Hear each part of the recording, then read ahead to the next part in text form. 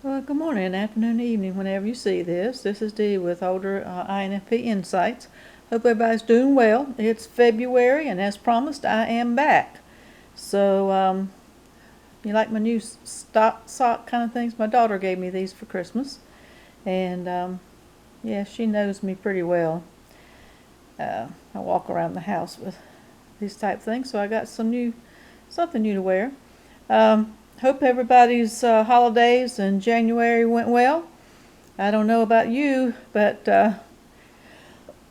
excuse me, I'm coughing already. I don't know about you, but January was the longest year I've ever had. I think so. Hopefully, it was very stressful, very eventful. I didn't rest like I thought I would. I'm going to do that this month. So anyway, there's that. I do appreciate everybody, and if you like, share, subscribe, and not do all that, it would help get the word out. I noticed in March I will have been here for a year already, and we have 6,000, a little over 6,000 views. I want to say like 6,500 views. That's not many, but takes a while for YouTube to put it out there, and we need they go by the likes and the comments. So anyway, we'll just put that out there. Appreciate everybody. What I'm going to talk about now is kind of funny. I've been having it in the back of my mind. I saw this a couple of months ago. This is, we're going to do Benjamin Spicy, the INTP, who thinks he knows everything about an INFP, another one. But at least he's not an INFJ like Frank James and, who is it I did? My mind, Eric Thor. Gosh. Oh me, I just had a mental block about Eric. But yeah, he's Benjamin Spicy. I like listening to him. I can relate to him. He does like us a whole lot. I was mistyped. I'll just tell you a little backstory. I was mistyped, spent my adult life as an INTP, or thinking I was an INTP, which was totally depressing for me because the majority of the INTPs are male, like 90%, something like that. I looked up. But yeah, so I'm glad to have found myself in the past couple of years as an INFP, but I'm barely in the F category. So I think as I aged, I probably mellowed out a little bit. But what Benjamin said, he has a video, and you can just tune into it because it's kind of interesting and accurate, except for one thing in there. The video was about INFPs are the best partners, romantic partners to have. And it's like maybe, one of these things like 10 reasons or 10 signs that such and such, those type. I think it was something like however many he had. Let's just say 10. 10 ways the INFP is the best romantic partner of all the MBTI types. One of the one of the things he put in there, and I disagree with, and I have totally, it is not true, we are set up for this, was that we're not going to cheat. That the INFP are not cheaters, and the reason that we're not cheaters has nothing to do with commitment and loyalty and whatnot. He said the reason that we are not cheaters is because we don't go out of the house to start with, so we're kind of lucky to find one person. How we when it's safe, we're not going to be able to find anybody to cheat with because we don't leave our house. It is funny, and I know he's just picking. It's all in fun with him. I like his videos, but I would just like to say to him, that is totally, totally not true. If you think that, then go right ahead. A lot of people probably think that too, and maybe that's why we get dates, and maybe that's why we think, oh, that's a safe bet. And they find out later it may not be. The reason being, there's a thing called the internet. I will repeat that and listen closely. It is the internet. We don't have to leave our house for anything. I remember, and I've actually done that. I will admit it, I didn't know it was cheating. Most people don't think it's cheating if it's online, but if it is, it is. You don't have to meet in person. I remember back when the internet first started, I say when Al Gore invented the internet.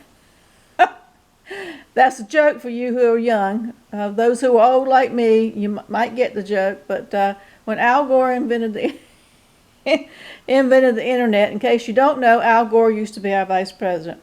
My, how times have changed.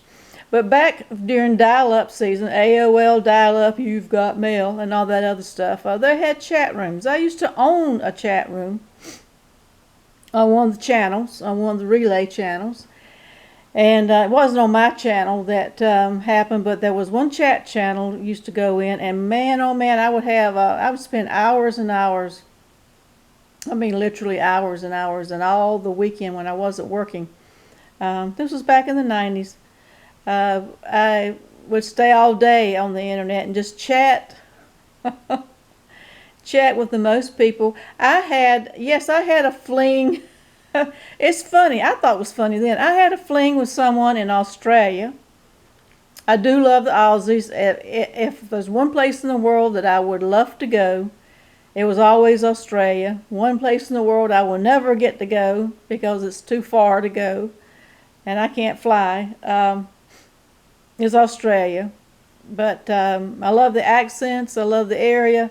So I met a lot of people there that happened to be from a few from New Zealand, and a whole lot from Australia. It tended to be people who gravitated to that channel.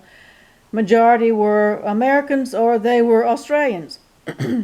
So yes, and I've never called internationally anywhere. And this was the 90s when people just didn't do all that like they do nowadays. And I made a phone call to Australia. I did get it to go through. But yeah, I had an internet fling